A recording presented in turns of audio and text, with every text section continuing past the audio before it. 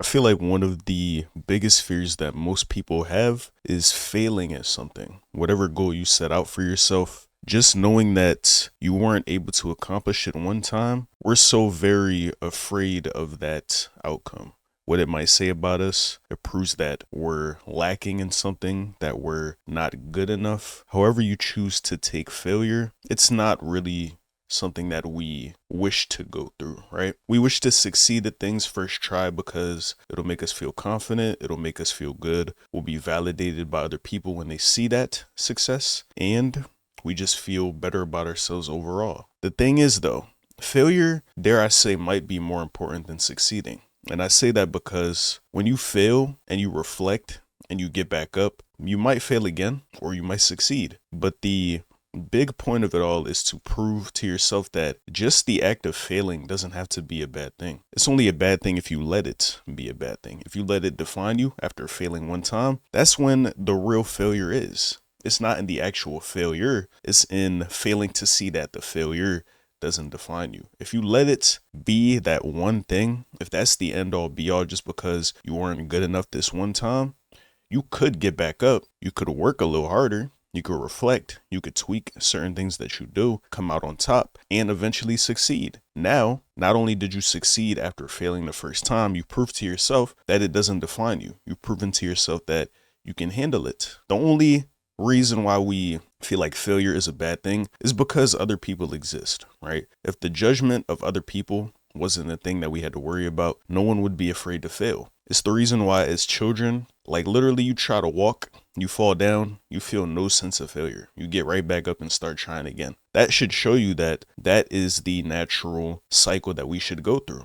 We should try things, fail at them, see what we need to do better to do them good next time, and keep trying until we eventually do succeed. But we're just so worried about other people's perceptions, right? And we're worried about how those perceptions will make us feel about ourselves when that really should have never been a thing. I know where it comes from because back in the day, our survival directly depended on people liking us. But now that that's no longer the case, our hardware, our brains, it's still wired that way to want to avoid failure, rejection, embarrassment, all those bad things, right? But it's in feeling those things that it's really an indicator that you're doing the right thing. The programming, you could literally use the old programming as a benefit. It makes you extra susceptible to situations in which you might feel like a failure. You might feel like a reject. You might feel embarrassed. You might feel bad in any type of way. If you feel like that in any certain situation, instead of looking at that and saying, oh, this is a bad feeling, I should step back and not do this thing, you should use that as an indicator to keep going.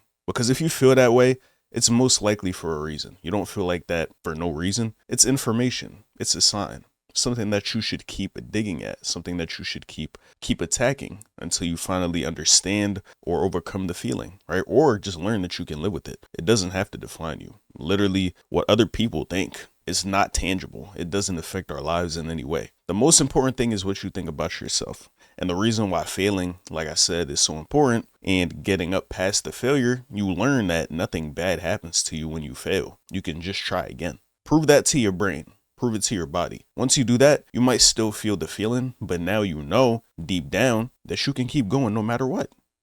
You feel me? I know failure is such a taboo thing. No one wants to fail in front of anybody. No one wants to be embarrassed. I don't really know why. It feels bad. You know, it's easy to get caught up in that negative spiral too. Like after you fail at something, the negative thoughts that you have, just because our brains don't want to fail, we get those negative thoughts so potent in our minds to try to convince us to never do anything else that we might potentially fail at. I understand why it happens, but when you are aware that one failure doesn't have to define you, 99 failures doesn't have to define you, you have to give yourself that proof. So to conclude the video, I just had this on my mind that I wanted to say. Don't be afraid to go out there and try new things if you really want to. Don't be afraid to fail, because as long as you show up, the failure doesn't define you. As long as you give it an earnest effort, failure doesn't define you. As long as you keep trying to improve, as long as you realize that the experience itself is the goal, not the inherent success or failure. Once you realize that just getting that experience is the goal, you will have nothing to fear. Let me know what you think of the video. Let me know what you think of the topic in the comment section down below. Thank you for watching the video. Make sure to like, comment, and subscribe. Appreciate y'all as always. And until next time, I'll catch you guys later. Love y'all. Peace.